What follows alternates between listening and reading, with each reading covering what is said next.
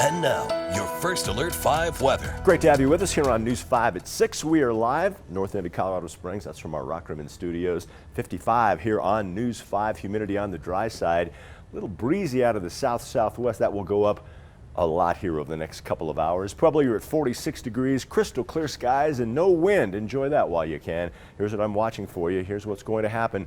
Big strong storm system off to our west still. The jet stream is going to position itself right on top of the state of Colorado. Some of those jet stream winds going to mix down to the surface, and that's why in a nutshell it's going to be so windy around here over the next 12 to 18 and maybe even 20 hours. Here's what's going to happen. 8 o'clock tonight we could see gusts into the 50s already across parts of Colorado Springs and the Pikes Peak region. Getting stronger by 10 o'clock tonight. Some of the stronger winds down across the southern foothills. Rye approaching hurricane force winds.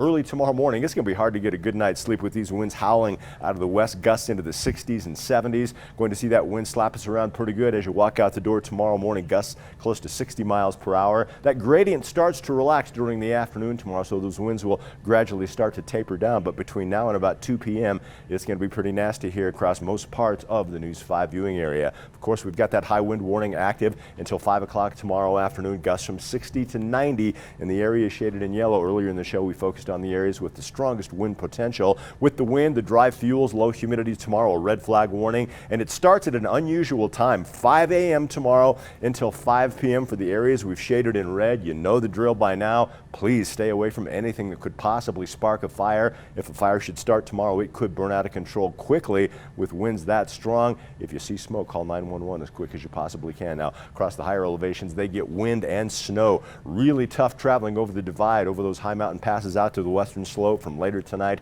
through at least midday tomorrow.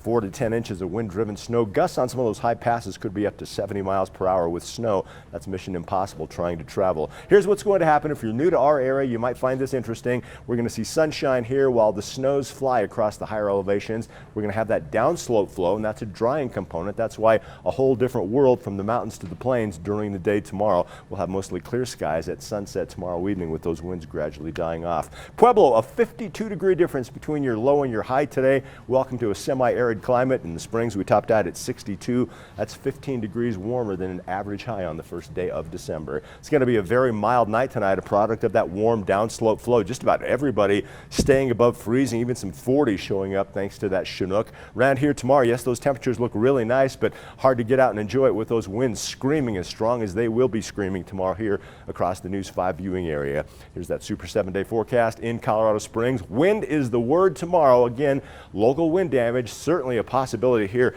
across parts of the Pikes Peak region. That wind blows in much cooler air for Saturday. Going to see temperatures fall off by more than 20 degrees. We'll make it up to you on Sunday, sunshine and a warmer day. Wind cranks up again Monday, but nothing close to the gusts that we'll have to deal with tomorrow. Staying dry Tuesday, Wednesday into Thursday. Pueblo, your wind won't be as bad as the rest of the I-25 corridor. Gusts from 30 to occasionally 50, maybe 60 miles per hour further to the west. You still get that downslope warmth tomorrow. Cold front brings in much cooler air Saturday, but no wind, so a pretty fair trade-off. Unfortunately, it's going to be dry in Pueblo for at least the next 7 days. Canyon City, windy, warm, and dry tomorrow. That first week in December, not too bad. Sunday, warmest day, 53 degrees. That's not too bad for this time of the year. You'll also be dry for the next 7 days. Woodland Park, wind damage possible with those jet stream winds mixing down across Teller County. We've seen many wind events like this during the month of December. We lose the wind and the warmth on Saturday.